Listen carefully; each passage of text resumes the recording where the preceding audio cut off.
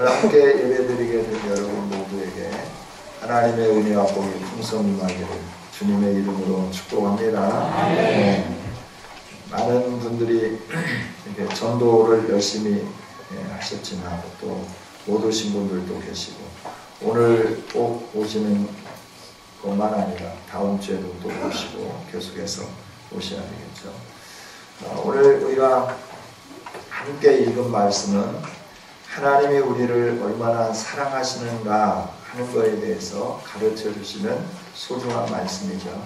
그래서 세상을 이처럼 사랑하셨다. 얼만큼 사랑하셨느냐? 독생자를 주실 만큼 사랑하셨다. 하나님은 왜 세상을 사랑해서 독생자를 주셨느냐? 그 이유가 뭐냐? 그러면 하나님이 보내신 독생자 예수님을 믿으면 믿는 사람마다 멸망하지 않고 영생을 얻게 되기 때문에 믿고 영생 얻게 하기 위해서 하나님은 독생자를 주셨다.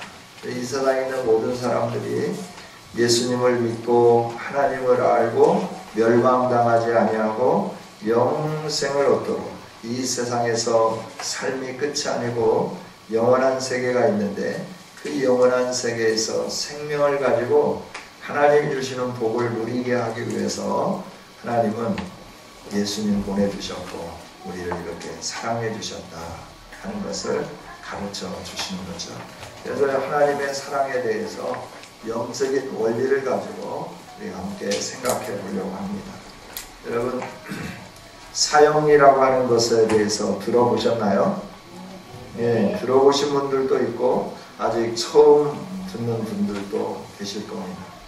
이 세상에는 법칙이 있죠. 자연세계에 법칙이 있습니다. 이런 법칙이 있는 것처럼 우리 하나님과 사람 사이에도 영적인 원리, 영적인 법칙이 있다 하는 겁니다. 그 첫 번째 원리가 뭐냐 그러면 한번 같이 읽어보겠습니다. 시작. 하나님은 당신을 사랑하시며 당신을 위한 놀라운 계획을 가지고 계십니다. 네, 이게 첫 번째 원리인데요. 당신이라고 하는 단어 대신에 나라고 하는 단어를 집어넣어서 다시 한번 읽어보겠습니다. 시작. 하나님은 나를 사랑하시며 나를 위한 놀라운 계획을 가지고 계십니다. 아멘. 하나님은 여러분 개인 한 분 한 분을 사랑하시는 줄 믿습니다. 그리고 여러분 한 분 한 분에 대한 놀라운 계획을 가지고 계시는 거예요. 우리가 이 세상에 살면서 그냥 살아가는 분은 아무도 없죠. 계획을 세우면서 살아가죠. 그래서 10대, 20대 내가 어떻게 살 것인가, 그리고 30대는 내가 무엇을 할 것인가, 40대 가서는 나는 어느 위치까지 올라갈 건가, 50대부터 후반으로 넘어가면서 하프타임을 지나고 내 인생을 어떻게 마무리할 건가, 이런 부분에 대해서 우리는 고민하게 되는 거고, 또 거기에 대해서 계획을 세우면서 살아가죠. 우리 일생을 살아가는 동안도 이렇게 계획을 세우면서 살아가게 되는데, 자녀들을 향해서도 우리가 어릴 때 어떻게 할 건가 계획을 세우면서 그 사랑을 자녀들에게 나타나 보여주듯이, 하나님도 우리에 대해서, 우리 각자에 대해서 하나님의 사랑을 가지고 놀라운 계획을 가지고 계신다라고 하는 거죠. 그 놀라운 계획이 뭐였냐 그러면 우리가 성경을 함께 읽었던 것처럼 같이 한번 읽어보겠습니다. 시작. 하나님이 세상을 이처럼 사랑하사 독생자를 주셨으니 이는 저를 믿는 자마다 멸망하지 않고 영생을 얻게 하려 하십니다. 요한복음 3장 16절 우리가 함께 읽은 말씀이죠. 그래서 하나님이 우리를 사랑하셨는데 그 사랑이 뭐냐 그러면 예수님을 보내주는, 그 예수님은 어떤 분이냐 그러면 독생자였다라고 하는 거죠. 독생자인 예수님을 보내셔서 우리로 하여금 멸망하지 않고 영생을 얻게 하는 것이 하나님이 우리를 향하여 가지고 계신 계획이다 라고 하는 거예요. 또 다음 성경을 보면 이렇게 말씀합니다. 요한복음 10장 10절인데요. 같이 한번 읽어보겠습니다. 예수 그리스도께서 말씀하시기를 내가 온 것은 나로 생명을 얻게 하고 더 풍성히 얻게 하려는 것이라.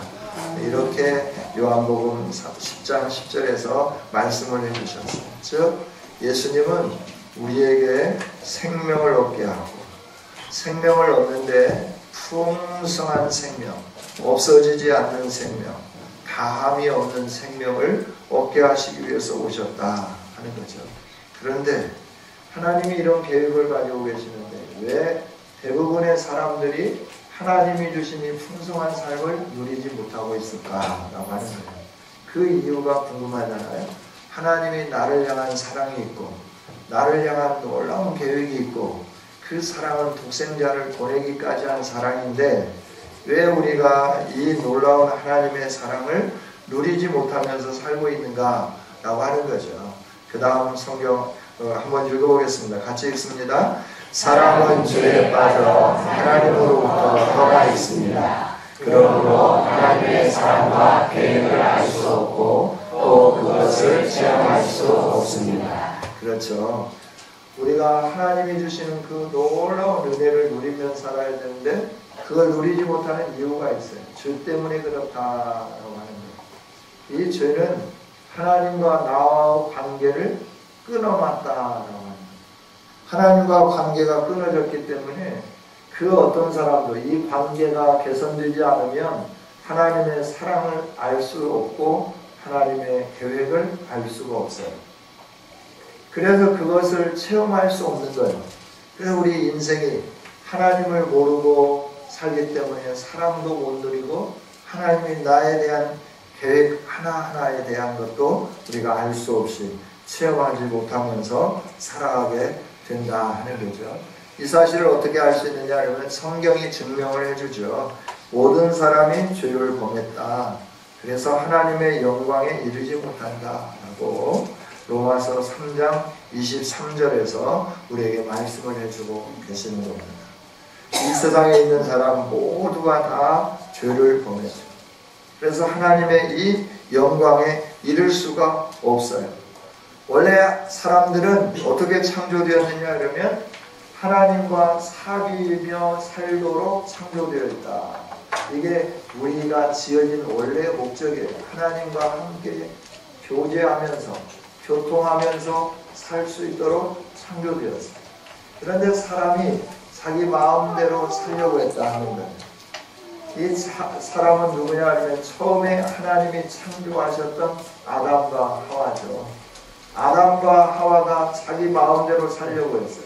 하나님이 처음에 창조해가지고 사귀어 살 수 있도록 뭘 약속했냐 그러면 내가 에덴이라고 하는 동산을 네가 마음대로 누리며 살 수 있도록 하겠다. 그 모든 걸 다 누리며 기쁘게 살아라, 행복하게 살아라. 그런데 한 가지만 약속하자. 동산 중앙에 보면 선악을 알게 하는 나무가 있다. 그 알게 하는 나무의 열매는 따먹지 마라.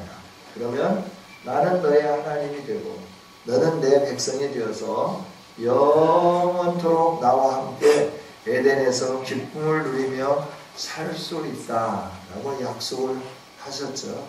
그래서 사람도 에덴에서 하나님이 창조하신 그 아름다운 동산에서 즐거움을 누리면서 살았습니다. 근데 어느 날 사단이가 와서 자꾸 유혹을 하게 되는 거예요. 야, 동산 중앙에 있는 그 열매 따먹지 말라고 그러느냐? 먹으면 죽지 않을 거고 너희들이 하나님처럼 될 거야. 왜 하나님처럼 될 수 있는 이 열매를 먹지 않고 네가 이처럼 공고하게 살아가느냐? 그러면서 그 나무 열매를 보니까 너무나 아름다운 거예요. 먹고 싶은 거예요. 너무나 탐스러운 거예요. 갖고 싶은 거예요. 그래서 그걸 따서 먹었어요. 그러므로 인해서 어떻게 했냐? 자기 마음대로 사는 이 일들이 일어나기 시작했어요. 그 순간에 하나님과 사귐이 끊어졌고 그리고 하나님과 관계가 멀어지게 된 거죠. 하나님과 관계가 멀어져 버리니까 사람들이 자기 마음대로 살게 되는 거예요. 자기 마음대로 사는 것, 첫째는 하나님께 반항하는 거예요. 하나님이 싫어하는 일들을 막 하면서 사는 거예요. 또 소극적일 때는 하나님에 대해서 무관심하게 사는 거예요. 뭐 하나님이 계시겠어? 내가 내 인생을 주관하면서 사는 거지. 내가 열심히 노력하고 내가 열심히 수고하면 돈을 벌게 되고 그 경제 활동을 통해서 우리 가족들이 편안하게 살아야 이러면서 살게 되는 거죠. 이게 무관심하게 사는 거예요. 사람들은 두 종류예요. 하나님을 향하여 반항하든지 하나님에 대해서 무관심하든지 두 부류로 살게 된다라고 하는 거죠. 이렇게 하나님 없이 사는, 반항하든지 무관심하게 살면서 하나님을 기억하지 않고 사는 것, 이게 죄다라고 성경은 증명을 해주고 있는 거죠. 저와 여러분이 나는 죄를 짓지 않냐고 윤리적이고 도덕적인데 왜 나를 향하여서 자꾸 죄인이라고 해, 기분 나쁘게. 우리는 윤리적으로 도덕적으로 성결하고 아름답게 살 수 있습니다. 그러나 하나님을 모르면 성경은 죄라라고 말씀하고 하나님과 관계가 끊어졌기 때문에 그 다음에 삶은 어떻게 되느냐 그러면 사망이 오게 된다라고 해요. 죄의 싹스는 사망이다. 여러분, 사망이라고 하는 것은 영적으로 하나님으로부터 떠나 있는 상태를 말하는 거예요. 로마서 6장 23절이 가르쳐 주는데요. 죄의 삭은 사망이라 그러면서 하나님으로부터 떨어져 있는 것, 하나님을 모르는 것, 하나님을 믿지 않는 것, 하나님이 말씀하신 그 말씀에 대해서 반항하는 것, 모르면서 그냥 사는 것, 이것이 바로 죄라고 말하고 이 죄는 우리에게 사망을 가져오는 거죠. 하나님으로부터 떨어져 있기 때문에 그래요. 그러나 사람들이 이 하나님으로부터 떨어져 있는, 거룩하신 하나님으로부터 떨어져 있는 사람들이 이 간극, 하나님과 우리 사이의 간격을 이렇게 좁혀보려고 사람들이 끊임없이 착한 일을 해왔어요. 또 철학을 가지고 살아왔어요. 종교를 가지고 또 열심히 다른 종교를 섬기면서 한번 살아왔어요. 자기 힘으로 한번 하나님께 도달해 보려고 열심히 살았어요. 그리고 행복을 찾아왔어요. 풍성한 삶을 살아보려고 노력하고 애를 썼다라고 하는 거죠. 그러나 사람들이 어떤 노력을 해도 선행을 하든 철학을 연구하든 다른 종교를 갖던 자기 힘으로 하나님에게 도달해 보려고 열심히 노력을 하든 어떠한 노력을 해도 인간의 노력으로는 하나님 앞에 갈 수 없어요. 죄에 빠진 인간이기 때문에 이 간격을 메꿀 수가 없다라고 하는 거죠. 그런데 하나님은 이 간격을 메꿀 수 있도록 우리에게 사랑을 베풀어 주셨어요. 그게 뭐냐면 유일한 우리가 하나님께 나갈 수 있는 길인데요. 그 다음 원리에서 우리에게 가르쳐 주고 계시죠. 그 원리가 뭐냐 그러면 예수님을 보내주셨다라고 하는 거예요. 예수 그리스도만이 저와 여러분이 해결할 수 없는 이 문제를 해결할 수 있는 새롭고 산 길이다라고 하는 거예요. 예수님만이 그래요. 예수님만이. 예수님 그냥 놔두세요. 왜 자꾸 넘겨요. 예수님만이 이 부분을 이렇게 우리가 해결할 수 없는 부분은 해결할 수 있는 분으로 하나님이 우리에게 주셨다라고 하는 거죠. 우리 한번 같이 읽어보겠습니다. 시작. 예수 그리스도만이 사람의 죄를 해결할 수 있는 하나님의 유일한 길입니다. 당신은 그를 통하여 당신에 대한 하나님의 사랑과 계획을 알게 되며 또 그것을 체험하게 됩니다. 그렇죠. 예수님을 믿어야만 우리가 하나님께 이룰 수 있는 유일한 길이 예수님이기 때문에 예수 그리스도를 믿을 때 하나님의 사랑, 나를 향한 하나님의 사랑, 나를 향한 하나님의 계획을 우리가 알 수 있게 되는 거예요. 그리고 예수님 안에 살게 될 때 저와 여러분이 하나님의 사랑을 체험하고 하나님의 계획을 체험하면서 하루하루를 살아가게 되는 거죠. 우리 인생이 보통 평범한 인생이 아니라 우리는 하나님이 예수님 안에서 존귀하게 만든 사람들이죠. 그 존귀함을 누리며 살 수 있도록 유일하신 예수님, 그 예수님을 믿는 우리 모두가 될 수 있기를 원합니다. 그러면 예수님이 왜 우리에게 유일한 길이냐라고 하는 거예요. 이 위에 박스만 한번 읽어보겠습니다. 시작. 그는 우리를 대신하여 죽으셨습니다. 예, 예수님이 우리를 대신해서 죽었다라고 하는 거예요.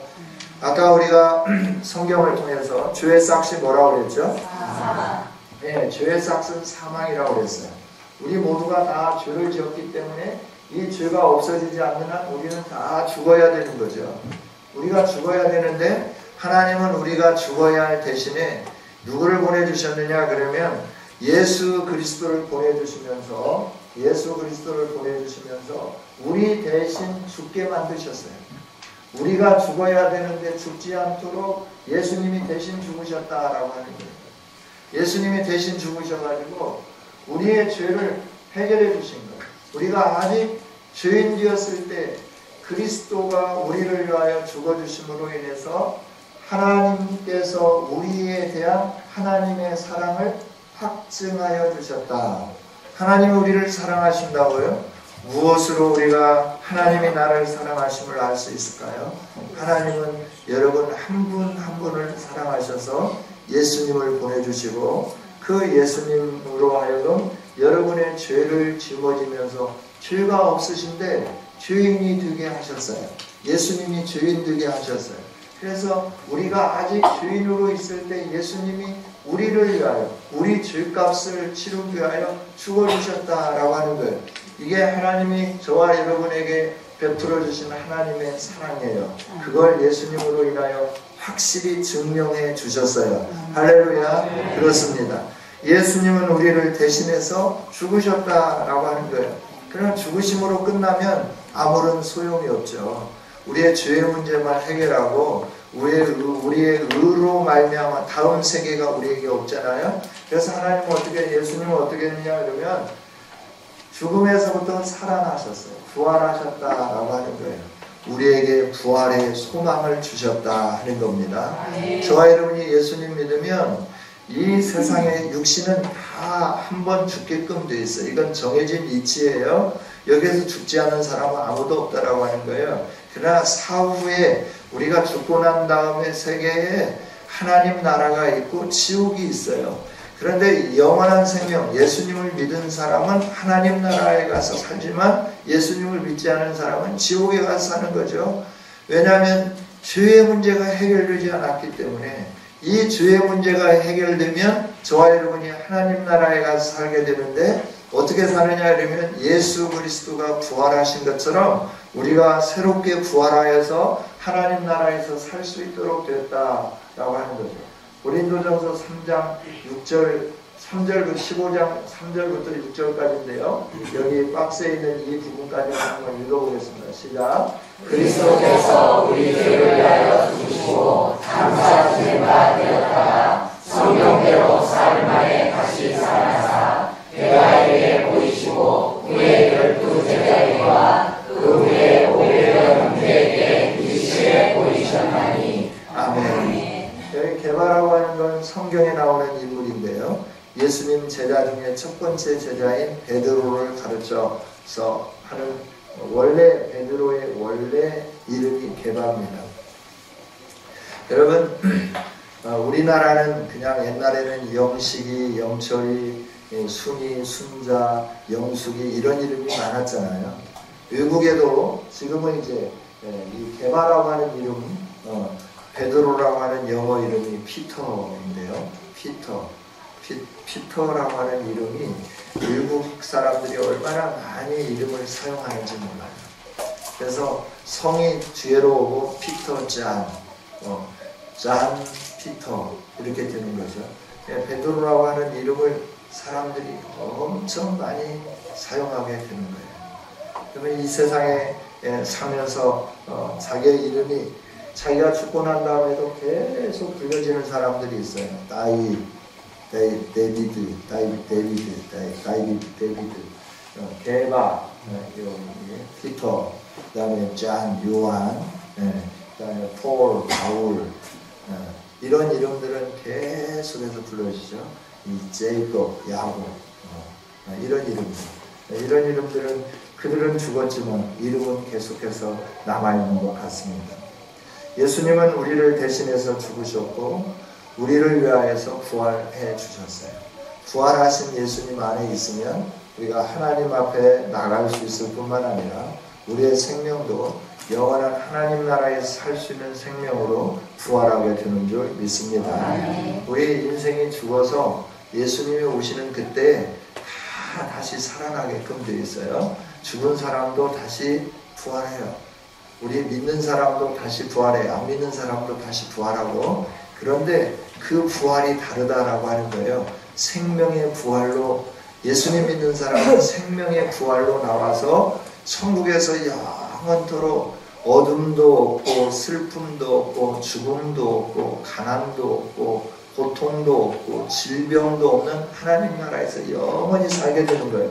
그러나 육신의 삶을 살아가는 동안에 예수님을 믿지 않은 사람은 심판의 부활로 나와서 영원히 꺼지지 않는 불모 속에 지옥에 가서, 우리가 말하는 지옥에 가서 영원토록 고통당하면서 살아가게 되는 거예요.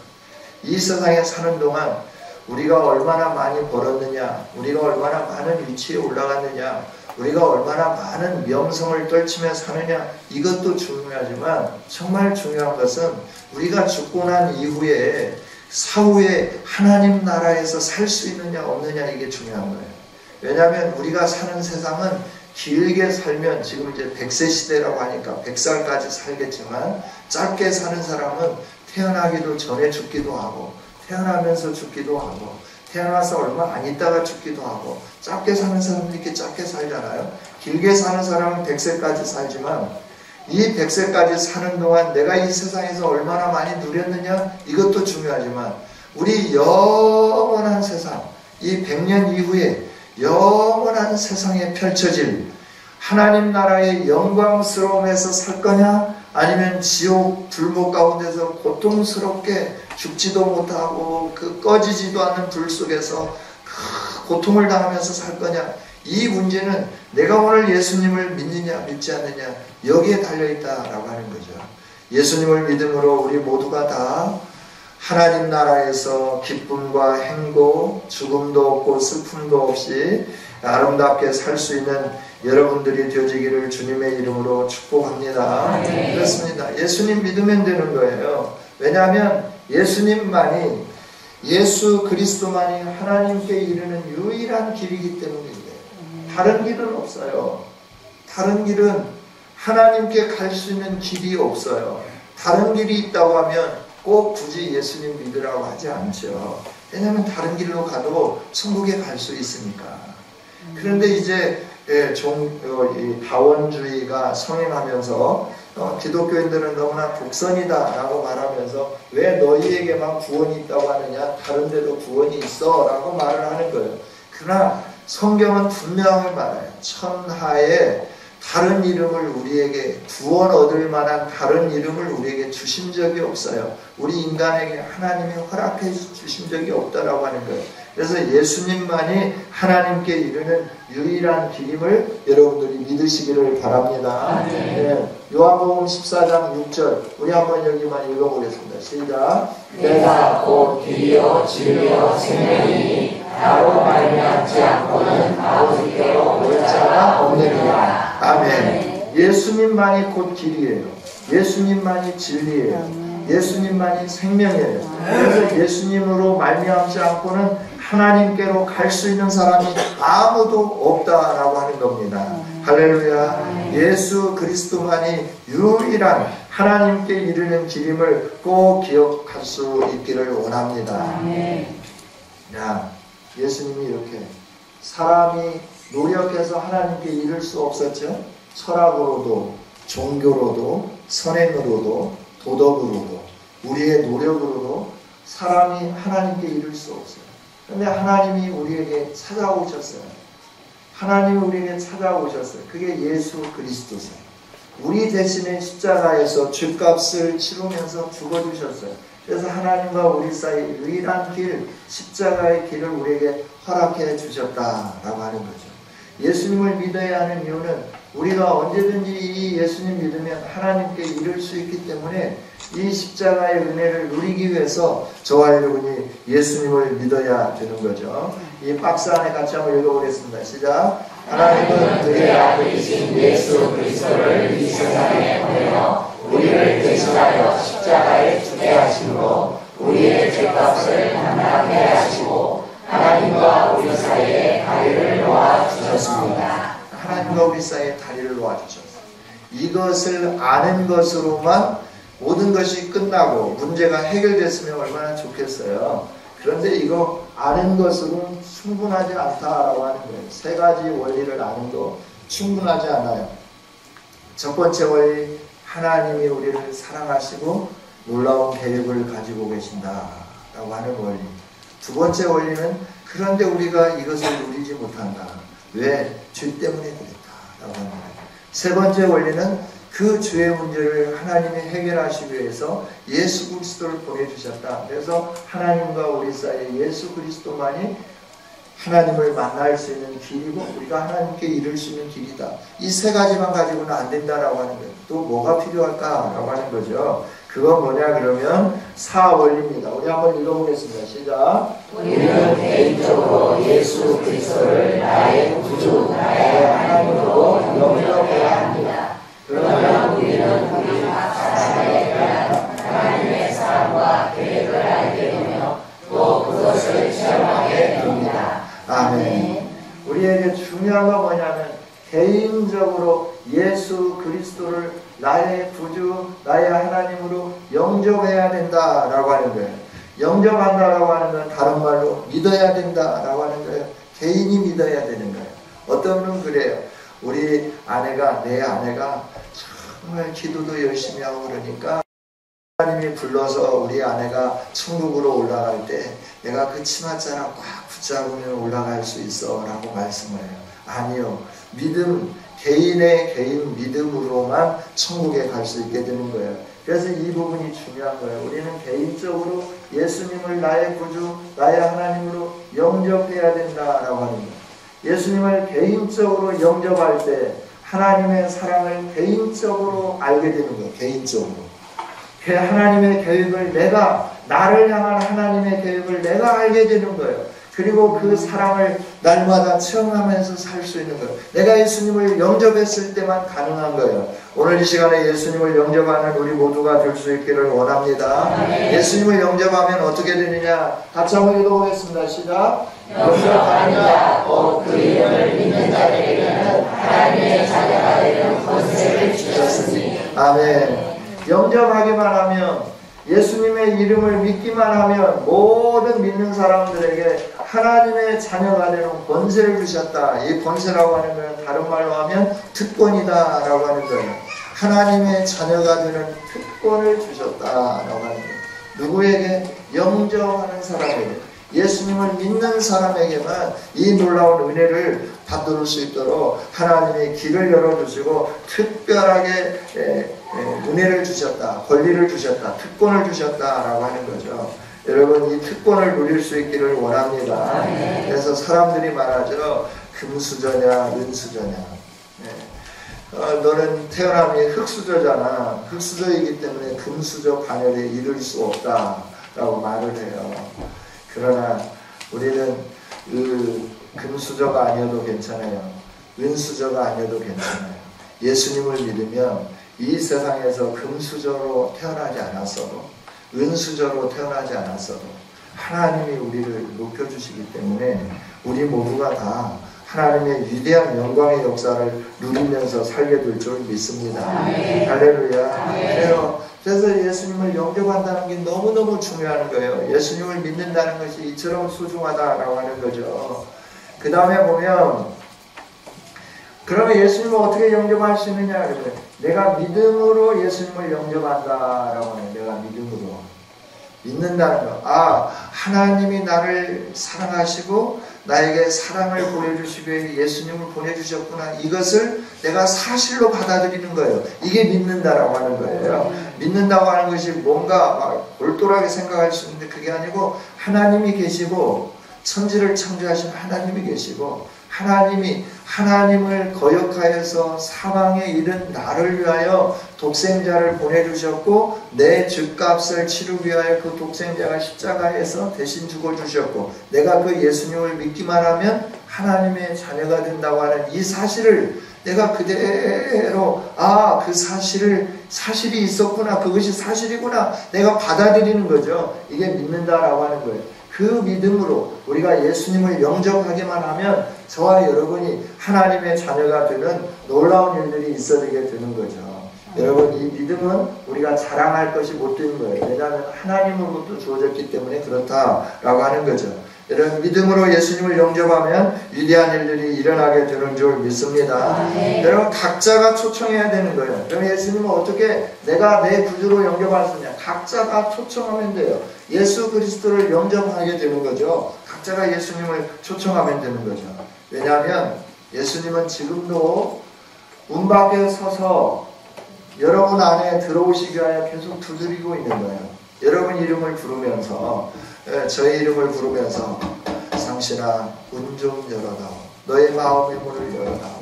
내가 너 안에 들어가서 내가 너와 함께 살고 싶다라고 말씀하는 거예요. 여러분, 예수님을 영접하면 그 음성을 듣고 문을 열면 예수님이 들어오시는 거죠. 우리 안에 들어오시는 거예요.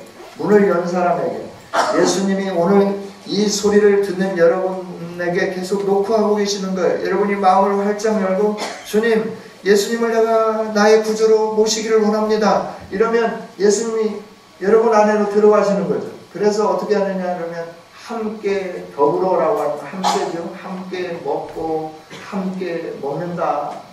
그로 더불어 먹고 그는 나로 더불어 먹으리라. 예수님과 함께하는 한 몸이 되는 삶을 살게 된다라고 요한계시록 3장 20절에서 우리에게 가르쳐 주시는 거죠. 각자 초청하면 되는 거죠. 여러분, 영접한다는 거 또 설명을 드리면 그리스도를 영접한다는 것은 나 중심에서 하나님 중심으로 우리의 삶을 바꾸는 겁니다. 바꾸는 것. 우리의 삶을 내가 주인 되었던 것을 하나님이 주인 되도록 바꾸는 겁니다. 그러면 예수님은 우리 안에 들어오셔서 우리의 죄를 용서해 주는 거예요. 내 개인의 죄를 용서해 주는 거예요. 그리고 하나님이 원하는 사람이 될 수 있도록 하는 거죠. 그래서 내가 하나님이 원하는 사람이 되도록 나를 맡기기만 하면 예수님은 내 안에 들어오셔서 내 삶이 전환되고 내 죄가 사라지고 하나님의 백성으로서 위대한 은혜를 누리면서 살게 된다라고 하는 거죠. 예수 그리스도의 말씀에 지적으로 동의하고 감정적인 경험만 가지고는 우리가 충분하지 않은데요. 하나님을 영접한다는 것이 무엇인가 하는 부분을 좀 더 말씀을 드리겠습니다. 좀 시간이 가서 미안한데요. 그래서 조금만 더 참고 들어주시면 감사하겠습니다. 이 두 그림, 이 그림과 이 그림이 있어요. 이 사람은 두 종류의 사람이 있어요. 내가 주인인 사람이 있다라고 하는 거예요. 먼저 첫 번째, 내가 주인인 사람을 한번 살펴보겠어요. 내가 주인이에요. 이건 우리의 마음이에요. 여러 가지 생각들이고 계획들이에요. 내가 주인이고 예수님이 밖에 있어요. 내가 예수님을 모르고 믿지 않고 사는 삶이죠. 그러니까 내가 왕이고 내가 이렇게 살아가는 삶은 어떻게 되냐 그러면 내가 주관하기 때문에 이 일들이 질서 정연하지 않아요. 일들이 잘 안 되는 거예요. 좌절하고 혼란에 빠지기 쉬운 거죠. 그런데 예수님이 주인이 되고 내가 밖으로 나가 있으면 어떻게 되냐라고 하는 거예요. 그리스도가 주인이기 때문에 왕자에 계셔서 모든 것을 통치하니까 모든 일들이 순조롭게 잘 되어지게 되는 거죠. 하나님이 주관하시니까, 하나님의 계획과 일치되니까. 그래서 우리의 삶이 어떻게 되느냐 하면 이렇게 질서 정연하면서 행복하면서 안 되는 일 없이 다 잘 되게끔 되어 있다라고 하는 거죠. 여러분은 어떤 그림이 여러분의 그림입니까? 이 그림입니까? 아니면 이 그림입니까? 이 그림이라고 하면 예수님을 영접해서 이런 사람으로 바꿔지기를 원합니다. 왜냐하면 이런 삶은 힘들고 공고해요. 내가 주인이니까 내가 열심히 노력하는데 내가 노력한 만큼 결과가 있어지지 않는 거예요. 내가 열심히 노력해서 이번 올해는 이 정도까지 되겠다 하고 열심히 했는데 그렇게 안 되는 거예요. 그게 내가 주인이기 때문에 그래요. 그러나 예수 그리스도가 주인 되면 내가 하나님의 뜻대로 계획하고 하나님 앞에 기도하면서 나가니까 주인 되신 분이 다 정리를 해주는 거예요. 주변도 정리하고 관계도 정리하고 돈 문제도 정리해주고 승진의 문제도 정리해주고 모든 문제를 다 정리해주는 거예요. 여러분 어느 그림에 속하기를 원하십니까? 이쪽입니까? 이쪽입니까? 네, 이쪽도 이쪽도 이쪽이에요. 이쪽은 여러분이 보시기에 오른쪽입니다. 오른쪽입니까? 왼쪽입니까? 오른쪽. 네, 그렇다고 하면 예수님을 영접하시기를 원합니다. 어떻게 예수님을 영접할 수 있겠는가라고 하는 거죠. 여러분 어떻게 예수님을 영접할 수 있겠습니까? 자, 지금 이 자리에서 기도로 그리스도를 영접할 수 있어요. 기도가 뭐냐? 굉장히 어렵게 생각할 수도 있는데 하나님과 대화하는 겁니다. 대화. 이야기라고 쉽게 썼는데요. 하나님과 서로 대화하는 겁니다. 예수님이 여러분의 삶의 중심에 들어오시도록 간절한 마음으로 기도하시면 하나님은 우리의 중심을 아시기 때문에 우리 중심의 태도를 보시고 이렇게 기도하는 사람들의 마음속에 오시는 거죠. 여러분 마음 중심에 예수 그리스도가 오시도록 간절한 마음으로 함께 기도해 보시지 않겠습니까? 네, 우리 함께 기도해 보겠습니다. 자, 한번 이 박스를 눈 뜨고 읽어보도록 하겠습니다. 시작. 주 예수님, 나는 주님을 믿고 싶습니다. 십자가에서 죽으심으로 내 죄값을 감당하시니 감사합니다. 지금 나는 내 마음의 문을 열고 예수님을 나의 구주, 나의 하나님으로 영접합니다. 나의 죄를 용서하시고 영생을 주심을 감사합니다. 나를 다스려 주시고 나를 주님이 원하시는 사람으로 만들어 주옵소서. 예수님의 이름으로 기도합니다. 아멘. 어째 이 기도가 마음에 드십니까? 아멘. 네, 그렇다고 하면 지금 이 기도를 다시 한번 여러분 간절한 심령으로 하나님 앞에 해보시기를 원합니다. 여러분의 마음 중심을 보시는 하나님이 건성으로가 아니라 정말 내 인생이 새로워져야 되겠다. 지금까지 살아온 내 인생에서부터 새로운 인생으로 내가 전환되어야 되겠다. 하나님 앞에 간절함으로 이 내용을 가지고 기도하신다고 하면 하나님은 약속하신 대로 여러분 안에 예수 그리스도가 거하실 수 있도록 은혜로 함께 해주실 줄 믿습니다. 우리 간절한 심령으로 다시 한번 기도해 보겠습니다. 같이 기도합니다. 주 예수님, 나는 내 주님을 믿고 싶습니다. 십자가에서 죽으심으로 내 죄값을 감당하시니 감사합니다. 지금 나는 내 마음의 문을 열고 예수님을 나의 구주, 나의 하나님으로 영접합니다. 나의 죄를 용서하시고 영생을 주심을 감사합니다. 나를 다스려 주시고 나를 주님이 원하시는 사람으로 만들어 주옵소서. 예수님의 이름으로 기도합니다. 아멘. 아멘. 네. 여러분 이제 이 기도를 하셨음으로 인해서 그리스도가 여러분 안에 거하시는 위대한 역사가 일어나게 된 줄 믿습니다. 네. 그리스도를 당신 안에 영접하게 되면 요한계시록 3장 20절에 있는 말씀처럼 어디를 가든 예수님이 함께 하시는 거예요. 예수님이 하나님 보좌 우편에 계시기 때문에 우리와 함께하기 위하여 예수님은 우리에게 누구를 보내주셨느냐 그러면 예수님의 영, 하나님의 영, 성령님을 보내주셨어요. 그래서 성령님이 우리 안에 계시고 우리 곁에 계시면서 우리를 도와주시고 우리를 인도해 주시고 우리를 보호해 주시는 이 일들을 행하게 되는 거죠. 여러분 예수님은 하나님은 거짓말을 하지 않아요. 하나님은 항상 진실하신 분이에요. 그래서 우리가 진실되게 기도를 했다고 하면 이 기도를 들으셨습니다.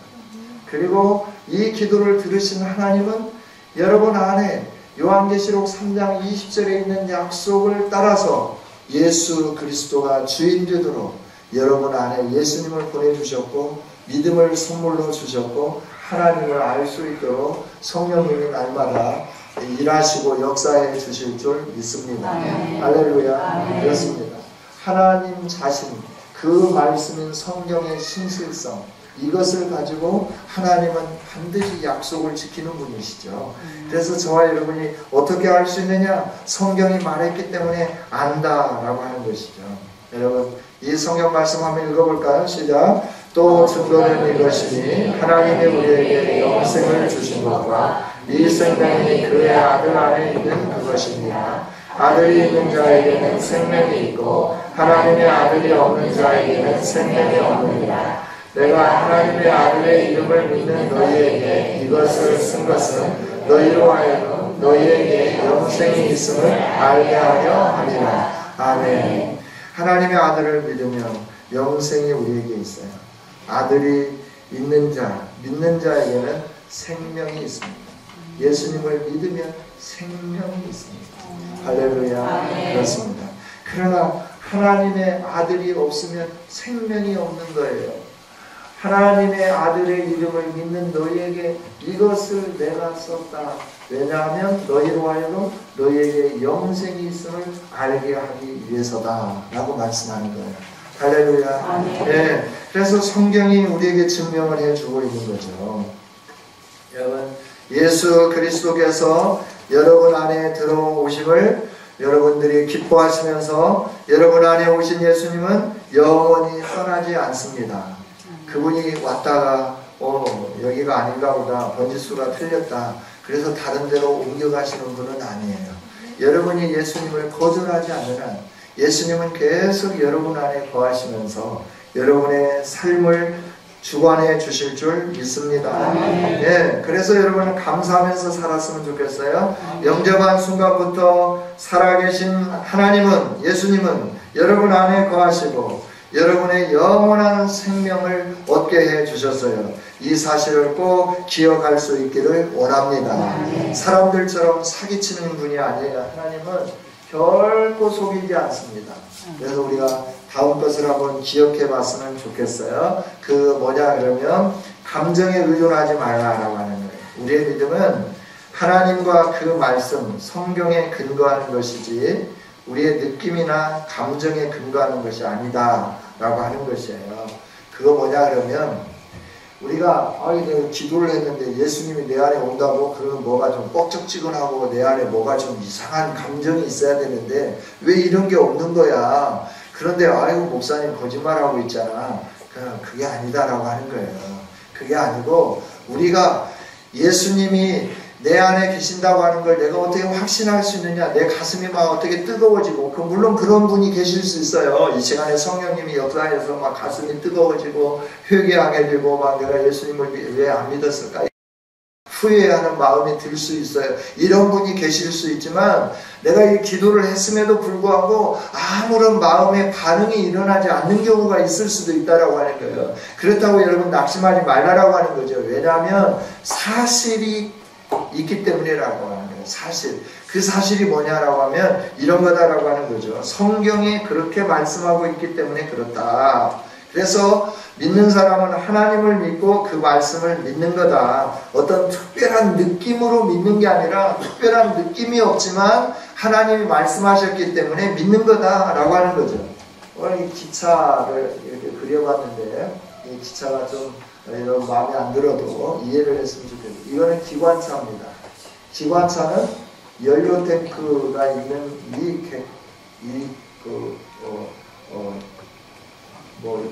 연료차도 끌고 갈 수 있고 또 사람을 실은 이 객차도 끌고 갈 수 있습니다. 이 기관차는 이 모든 것을 끌고 갈 수 있는데 감정은 기관차를 끌고 갈 수 없어요. 아니 이 연료차도 끌고 갈 수 없어요. 이 연료차 자체도 기관차나 객차를 끌어갈 수가 없다라고 하는 거예요. 그러니까 어떤 감정, 이 감정이 사실을 끌어가는 게 아니라고 하는 거예요. 사실이 있기 때문에 이 사실을 믿음으로 내 안에 어떤 느낌들이 자꾸 주어지게 된다고 하는 사실이에요. 여러분 이 사실을 꼭 기억할 수 있기를 원합니다. 달릴 수 있는 것은 사실이에요. 사실. 기관차는 혼자도 달려가고 뒤에다가 20칸을 달고도 달려갈 수 있어요. 힘이 있기 때문에 이렇게 달려가는 거예요. 그러나 기관차가 아닌 다른 것들은 기관차에서부터 분리되면 아무런 일이 일어나지 않아요. 그 자리에 서 있을 수밖에 없다라고 하는 거예요. 우리 안에 예수님을 믿는 이 믿음, 이 사실로 인하여 믿음이 나에게 주어지고 내 안에 여러 가지 일들이 일어나게 되는 거죠. 느낌들이 있어지게 된다라고 하는 거예요. 여러분 이제 예수님을 그리스도로 영접하신 줄 믿습니다. 여러분이 의지, 행위인 믿음으로 그리스도를 영접한 결과 이와 같은 일들이 일어났다라고 하는 거 읽어보겠습니다. 시작. 예수 그리스도께서 당신 안에 들어와 계십니다. 당신의 모든 죄는 사함을 받았습니다. 당신은 하나님의 자녀가 되었습니다. 당신은 영원한 생명을 얻었습니다. 하나님께서 예비하신 풍성한 새 삶이 시작되었습니다. 아멘. 예수님이 여러분 안에 계시고 예수님을 믿음으로 인하여 여러분의 죄는 사함을 받았고 하나님의 자녀가 되었고 영원한 생명을 누리게 되었고 그래서 하나님이 예비하신 풍성한 새로운 삶이 시작되었음을 믿으시기를 원합니다. 할렐루야.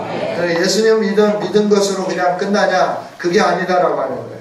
믿었으면 그 다음에 이제 우리가 해야 할 일들이 있죠. 그게 뭐냐 그러면 풍성한 삶을 누리기 위해서 우리가 신앙생활을 열심히 해야 되는데 신앙생활을 하기 위해서 좋은 교회에 출석해야 된다 하는 거죠. 어린아이가 태어나면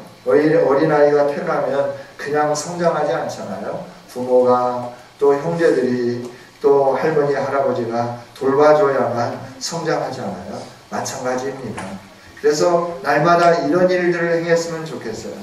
같이 한번 읽어보겠습니다. 날마다 하나님께 기도하십시오. 하나님의 말씀이 성경을 날마다 읽으십시오. 요한복음부터 읽으십시오. 하나님께 항상 순종하십시오. 말과 행동으로 그리스도를 증거하십시오. 지극히 작은 일까지도 하나님께 맡기십시오. 성령께서 당신의 일상생활을 주관하시게 하고 능력을 받아 그리스도의 증인이 되십시오. 가장 중요한 건 이거죠. 하나님 앞에 기도하고 성경을 날마다 읽는 겁니다. 그리고 마음에 감동이 될 때 순종하시는 겁니다. 그리고 삶으로 그리스도인이라고 하는 것을 나타내 보이는 겁니다. 여러분의 삶을 맡기면 하나님께서 여러분의 삶을 주관해 주시는 겁니다. 네. 이 일을 행할 뿐만 아니라 우리는 어떻게 해야 되냐 그러면 교회에 출석해야 된다라고 하는 거예요. 모이는 일을 게을리 하면 안 되죠. 하나씩 따여놓으면 아무리 활활 타오르는 장작도 이렇게 다 꺼지게 돼요. 그러나 힘이 없는 장작들도 모아놓고 불을 붙이면 그 능력이 나타나죠. 마찬가지입니다. 신앙생활을 잘하는 비결은 교회에서 같이 신앙생활을 하는 겁니다. 저희 교회에 오셔서 오늘 말씀을 들은 여러분, 예수님을 영접하기로 결정하고 기도문을 외우고 하나님 앞에 기도한 여러분, 하나님이 여러분을 사랑하고 계신 줄 믿습니다. 이제 여러분 안에 놀라운 일들을 시작하신 하나님이 여러분이 믿음의 길을 걸어갈 때 여러분의 삶을 간섭하시며 여러분에게 하나님의 영광으로 충만하게 채워주실 줄 믿습니다. 이제 계속해서 이 아름다운 믿음의 길을 전진해가며 하나님이 주시는 복을 풍성히 누릴 수 있기를 주님의 이름으로 축복합니다. 기도하겠습니다. 하나님 감사합니다. 오늘 귀한 말씀을 주시면서 하나님이 우리를 얼마나 사랑하시는지 깨닫게 해주시고 그 사랑 안에 머물기로 결정하며 기도하고 예수님을 영접하게 해주시니 감사합니다. 이제 변화된 삶 살기 원합니다. 도와주시고 하나님이 간섭해 주셔서 우리의 인생이 이전의 인생과 다른 생이 되게 하여 주시옵소서. 복된 삶이 영유되게 하여 주옵소서. 이렇게 일하실 하나님께 영광을 올려드리며 예수님 이름으로 기도하옵나이다.